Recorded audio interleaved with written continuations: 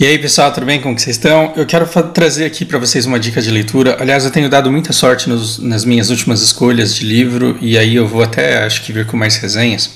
Mas esse em especial para vocês que estão aí entrando na sala corporativa e estão tendo que sobreviver às grandes empresas, ou que pretendem um dia entrar nessa vida. Duas coisas podem ser muito úteis, né? Duas dicas culturais aqui. O primeiro, esse CNN Tonight, de como conversar com seu chefe. Os três apresentadores são esses aqui, vocês devem conhecer. Quatro, na verdade, né? Porque essa daqui é a convidada, é a especialista em EH, que vai falar para vocês sobre chefes. Independente do ranço que você possa vir a ter com esse canal e seus debates que, assim, muitos dos quais, na minha opinião, não deveriam nem existir, porque dá voz a quem simplesmente não deveria falar. Não porque a gente não viva numa democracia onde todos são livres, mas é porque eu não acho que você deve dar voz a terraplanista e você não deve dar voz à anticiência, porque não é como ser uma pessoa que acredita que não acredita na lei da gravidade pudesse debater de igual para igual com um cientista e um físico, por exemplo. Um debate na televisão entre um físico e uma pessoa que não concorda e não acredita na lei da gravidade é um debate que não deveria existir e que só faria a gente perder tempo.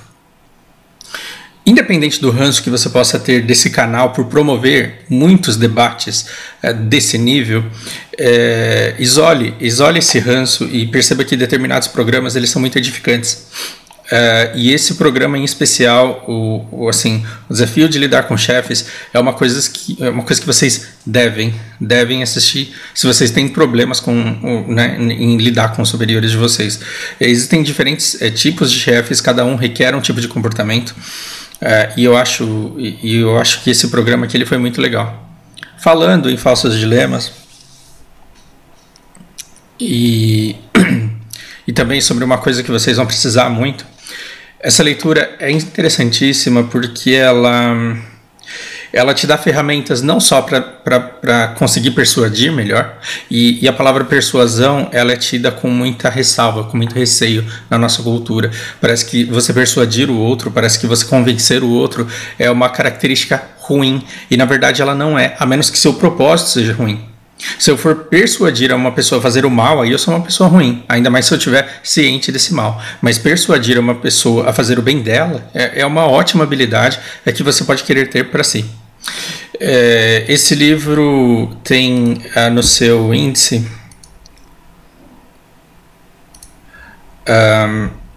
ele começa a falar sobre a construção de diálogo, caminhos. Ele fala um pouco de Aristóteles, fala um pouco sobre os caminhos que você pode querer seguir para o convencimento, e tem uma parte muito interessante também sobre falácias. Se você quiser estudar falácias, você não precisa comprar um livro de R$24. A internet está cheia de sites que falam sobre falácias, e conhecê-las é muito bom para o desenvolvimento da vida de vocês. É para vocês não caírem na besteira de falar assim, fulano não tem que falar porque fulano é falacioso, fulano usa falácias. Na verdade eu uso, você usa, todos nós usamos, e a gente espelha comportamento dos outros, porque faz parte do nosso debate. Sem perceber, a gente usa determinadas falácias. Então, pelo menos entender a existência delas, saber o que elas são, não para usar pior, mas para se defender de quem usa contra você e para conseguir desarmar um discurso falacioso, é uma técnica muito importante de sobrevivência no nosso mundo moderno, e eu quero muito que vocês aprendam sobre isso. Esse livro, para mim, ele foi fantástico no começo, ele foi ok ali no meio, e o final foi muito chato, e ainda assim eu recomendo muito essa leitura. Por quê? O começo ele foi maravilhoso para mim porque trata de assuntos que eu não sabia, muita coisa tinha aprendido já intuitivamente, empiricamente, mas não sabia. O meio é uma coisa que eu relativamente domino bem, e o final ali já é coisa velha para mim, já é coisa velha porque eu já trabalho com linguística, eu já trabalho com isso há muito tempo. Ainda assim, não é porque é uma coisa que é natural para mim que esse conhecimento não tenha valor. E se você não tem esse conhecimento ainda, é muito importante que você tenha. Então, aqui a gente vai falar sobre rapport, sobre linguagem corporal, de como conduzir uma discussão de maneira saudável, como você ter um convencimento e um diálogo não agressivo. Esse é o tipo de coisa que eu, embora conheça, muitas vezes não uso, mas não foi uma leitura que me agregou. Mas se você não conhece isso, talvez seja uma coisa muito importante. Como amostra grátis dessa leitura, eu quero simplesmente ler uma parte desse livro aqui com vocês. Vamos lá. Posição 667. Que eu já havia separado para a gente ler junto. A gente vai ler isso daqui, não porque eu acho que eu tenho um ensinamento grandioso para dar a respeito disso, mas é porque eu quero que você perceba a linguagem da autora. Eu acho que uma coisa que a escritora, o nome dela é Maitê, uma coisa que ela acertou muito é que, como esse é um conhecimento necessário a toda a nossa sociedade, ela tem uma linguagem muito abrangente. Você já desistiu de ler um livro porque você achou a linguagem muito cansativa, você achou a linguagem muito técnica? Tem gente que desiste do meu vídeo porque fala que eu falo muito difícil e que eu me acho na hora de falar. Eu tenho que melhorar nisso, a minha linguagem ela tem que ser mais inclusiva, ela tem que ser mais abrangente, mas eu não vou ficar encarando esse meu canal como um trabalho, como se o objetivo dele fosse ser acessível a mais gente. Eu adoro essa ideia de vocês descobrirem o meu canal e falar, puta que legal, sendo que para desenvolver esse conteúdo eu não fiz esforço nenhum, eu simplesmente falei do jeito que eu falo e simplesmente fui quem eu sou. Esse canal eu faço para mim, não para ganhar dinheiro com ele, não sei se vocês perceberam. Percebam aqui o quanto a linguagem dela é acessível e o quanto parece uma pessoa sentada na calçada com você, tomando uma Coca-Cola lá e batendo papo. E o livro inteiro é nessa pegada. O livro inteiro é nessa pegada informal, com a linguagem acessível, com um conhecimento muito precioso, por isso que eu estou fazendo propaganda dele, sem ganhar nenhum real por isso. Isso daqui é um merchan gratuito de alguém que comprou o livro, leu e gostou. Eu não estou ganhando comissão por essa venda. Eu não vou falar assim, compra por esse link que você acha do canal. Não é essa a ideia. Ok? Vamos lá. Falso dilema. Uma das muitas falácias que vocês têm que ter na ponta da língua para conseguir escapar de diálogo falacioso, porque aí você vai querer... quando você for analisar um candidato a uma prefeitura na próxima eleição que tiver, você vai analisar a vida da pessoa e não o que ela fala, porque o que ela fala no horário político, na propaganda política, é 100% falacioso, mentiroso, até um desrespeito com a sua inteligência. E eu não estou falando do candidato A ou B, eu estou falando de todos eles. De todos eles. Veja, por quê? Porque se você for você, não funciona. Se tá todo mundo mentindo e você chega lá falando a verdade, num discurso não falacioso, num discurso não apelativo, num discurso não enganoso, você é engolido por todo mundo ali. E aí você vai conseguir 0% dos votos. Então, a eleição é uma briga que não tem nada a ver com conhecer quem é a pessoa de verdade. As pessoas estão defendendo os seus personagens fictícios criados ali. Veja... Falso dilema. Uma falácia que é muito utilizada, principalmente em relações pessoais e demonstra viés abusivo em tais relações, é o falso dilema. Se eu estiver lendo muito rápido, você pausa e lê isso daqui. Eu acho que vale a pena. O falso dilema nos apresenta uma dicotomia que na realidade não existe. Quem não é comigo está contra mim. Brasil, ame-o ou deixo. Eu não posso amar o Brasil? Não. Eu posso não amar o Brasil, porque eu sei de todos os problemas econômicos, ambientais e sociais que ele tem, sem necessariamente ter que deixar o país. Eu posso continuar aqui lutando, exercendo minha voz ativa, cobrando prestações de contas aos políticos. Por que eu tenho que amar ou deixar o país? Para ser conduzida mais facilmente como cidadã? A narrativa tem um viés, muitas vezes, de controle e persuasão. Até mesmo no sentido de âmbito político. A gente precisa ficar mais atento às falsas dicotomias, aos dilemas. Quem não está comigo está contra mim.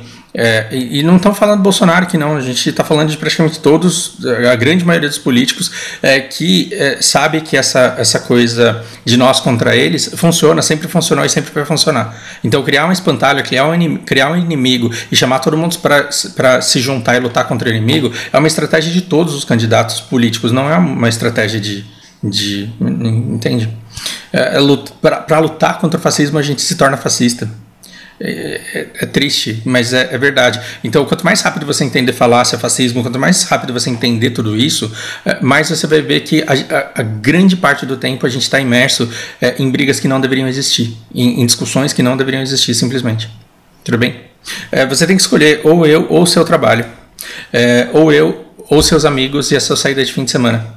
Gente, uma dica importante. Olha a linguagem dessa mulher, eu achei sensacional. Gente, vou dar uma dica importante, foge. Se alguém ficar usando esse tipo de abordagem com você, fuja. Olha aqui que inclusiva a linguagem aqui da escritora. Bom,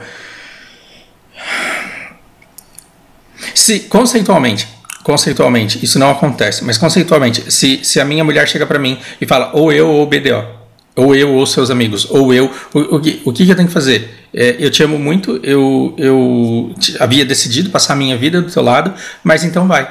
Então vai. Porra, mas você nem gosta do BDO, você vive xingando o jogo, tudo bem. Mas eu quero que você vá, não porque eu prefiro o BDO a você, mas é porque eu não posso passar a minha vida de um lado de alguém que me impõe esse tipo de condições. Que truca, que dá all-in com o nosso relacionamento com tanta facilidade assim. Com tanta facilidade assim. Perdão se esse meu sarcasmo, essa minha piada parecer homofóbica, mas vamos supor, não tem aquele cara que fala assim, eu dou a bunda se você conseguir isso, eu dou a bunda se o cara realmente estiver falando a verdade, isso pra mim é uma pessoa desesperada para dar bunda e procurando desesperadamente um motivo para conseguir fazer isso.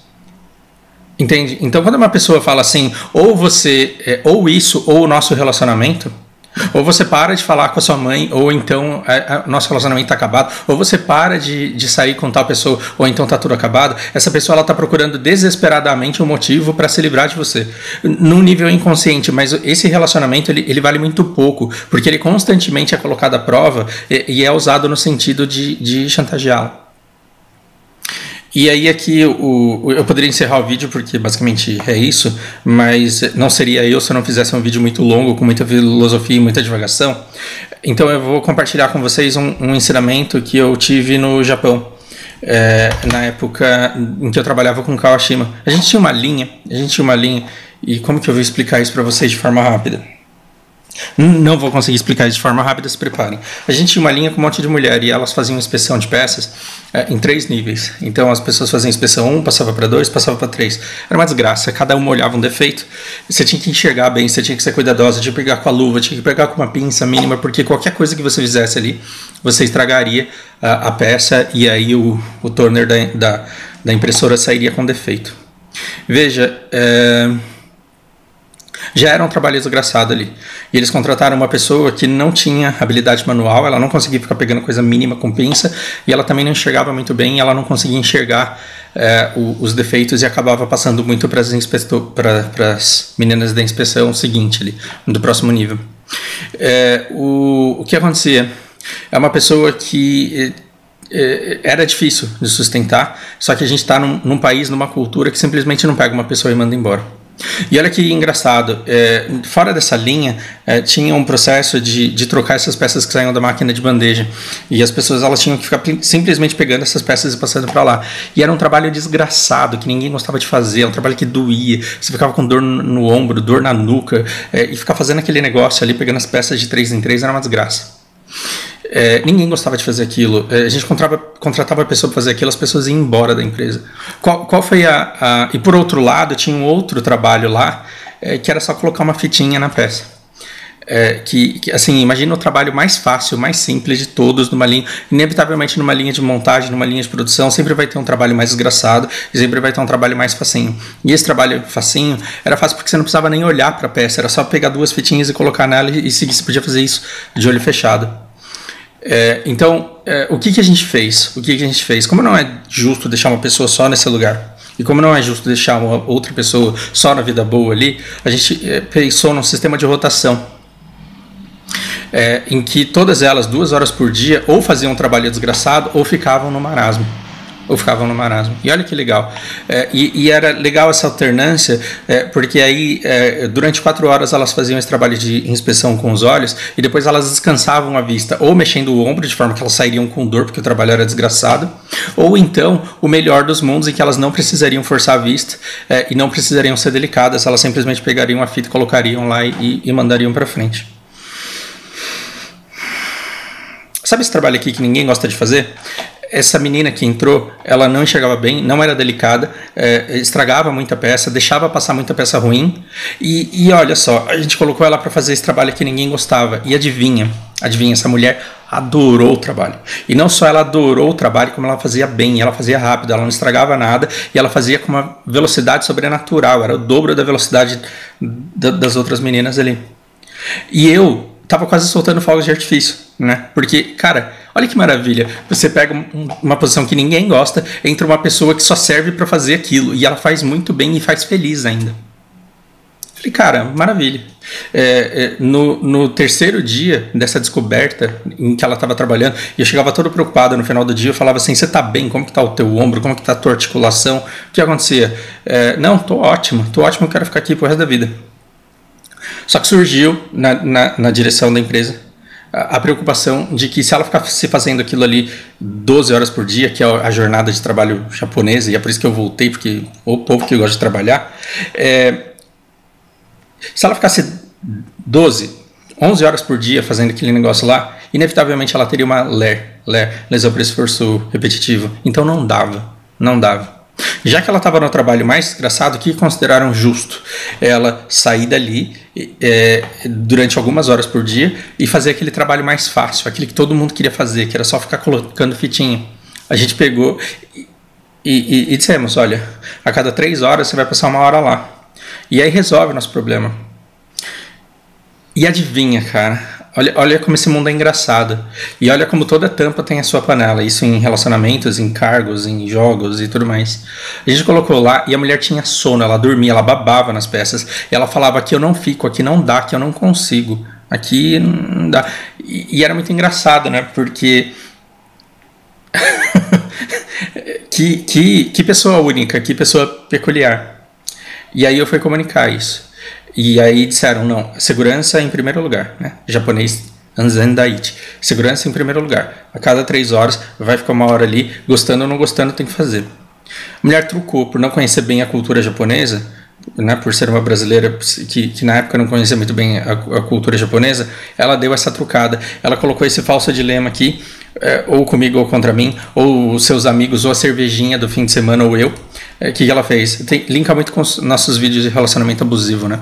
Tanto o vídeo de relacionamento abusivo quanto aquela letra lá daqui de abelha. Ela deu uma trucada, ela falou, olha, se vocês me deixarem aqui eu vou sair. Por quê? Porque ela valorizou muito o passe dela. Ela dava lucro para a empresa, por quê? Porque ela fazia o trabalho que um monte de gente tinha que fazer, só que ela fazia em metade do tempo, logo ela dava o dobro de lucro. E valorizando esse passe, ela falou, se vocês me colocarem naquele lugar ali, eu vou embora. O que Fausto, eu como pessoa, queria que ela apodrecesse lá naquele lugar, eu queria que ela ficasse ali para sempre, porque eu estava feliz com ela lá, mas eu tinha que reportar isso. E aí eu fui reportar e falei, olha, a pessoa falou que se ela for colocada ali naquele lugar mais tranquilo, mais fácil de colar fitinha, ela vai pedir as contas e ela vai embora. E aí o Kawashima, ele olhou e falou, que pena, né? Que pena, Motainai, mas deixa eu ir embora. Aí eu olhei e falei, oi? Ele falou, uma pena, mas deixa eu ir embora. Ele falou, mas você acha certo isso? Ele falou, sim, é o procedimento da empresa. Só que ela vai embora, não porque ela não aguenta ficar lá, ela vai embora porque ela impôs essa condição. E aí eu aprendi muito sobre a cultura japonesa, se não da cultura japonesa inteira, mas a cultura da empresa onde eu estava, que quando um funcionário ele te coloca numa situação dessa, independente do que seja, ele coloca a autoridade dos chefes, ele coloca a autoridade de toda a empresa em xeque. E ela truca com uma coisa que se ela é capaz de apostar tudo ali, é porque o que ela aposta não tem grande valor. E aí eu entendi a explicação dele. Ele falou, olha, ela tem que entender que por mais que ela goste e por mais que a gente faça de tudo para deixar a pessoa num lugar onde ela gosta, isso daqui é uma empresa e a empresa te paga e ela te paga para executar um trabalho e não para ser feliz aqui dentro. De novo, a empresa te paga e aí, se é muito, se é pouco, se o país é justo, se é injusto, se o capitalismo é justo, não é injusto, você tem que entender que você está vendendo o seu tempo. Às vezes por falta de opção isso é uma merda, mas ainda assim você concordou, houve um contrato de venda, você vendeu o seu tempo com a empresa. Então quando você chega na empresa e vende o seu tempo, você vai fazer aquilo que a empresa precisa que você faça. E se a empresa coloca você para fazer uma coisa que você não quer fazer, você tem liberdade sim de ir embora, mas não de trucar a empresa e falar ou você faz o que eu quero que você faça para me deixar feliz ou eu vou embora. O funcionário, ele não está em posição, por ser contratado pela empresa, de exigir o que ele quer fazer dentro daquela estrutura. E aí o argumento que a gente deu para mandar ela embora foi: e se todas as meninas que estão fazendo inspeção aqui decidirem, todas elas, que elas só querem ficar colocando fitinha na peça? Porque é isso que elas gostam de fazer. Aí você não vai ter ninguém para fazer inspeção, você não vai ter peça suficiente para que seja colocada fita. E uma empresa, ela não pode ser refém das intenções do funcionário.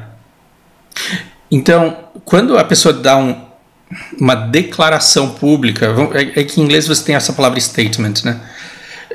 Quando você dá uma declaração pública da sua fala, quando você faz uma ameaça formal, você tem que ter uma reação à altura.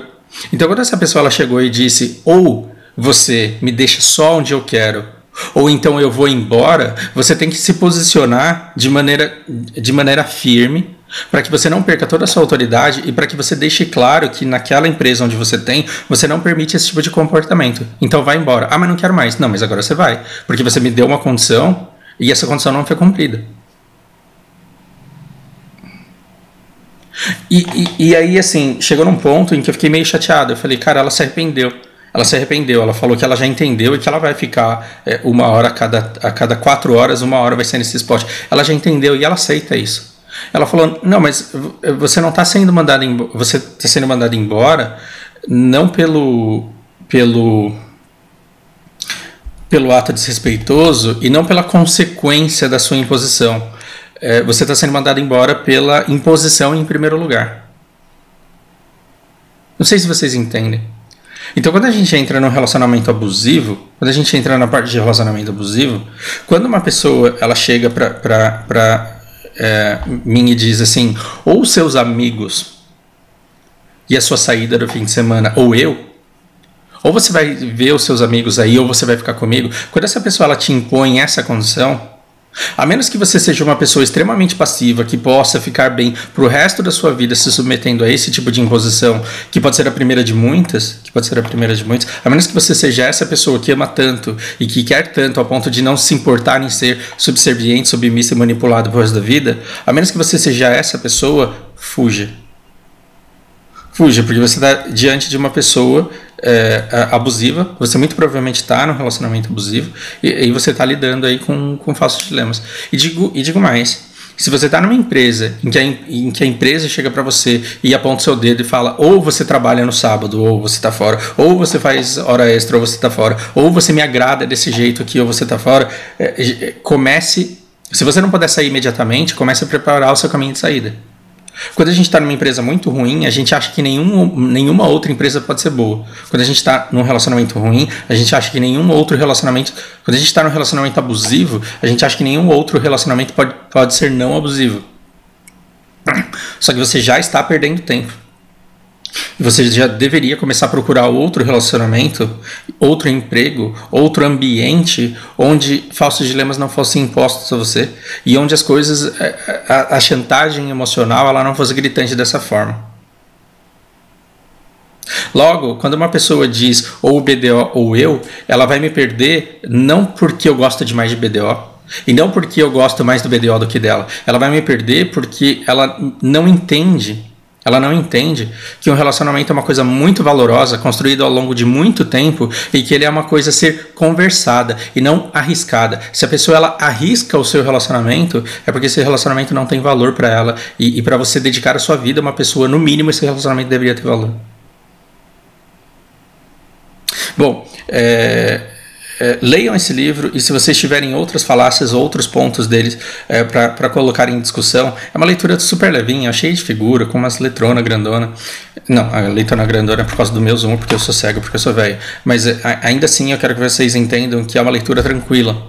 É uma leitura super espaçada, com muitos diálogos.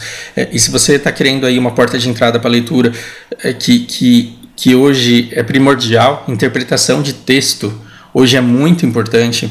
Leitura de fatos e não simplesmente exposição a influencers é uma coisa valiosíssima dos dias de hoje. E se vocês querem um caminho de entrada para a leitura, talvez essa seja uma boa sugestão e eu vou tentar trazer outras para vocês. Por hora é isso, grande abraço.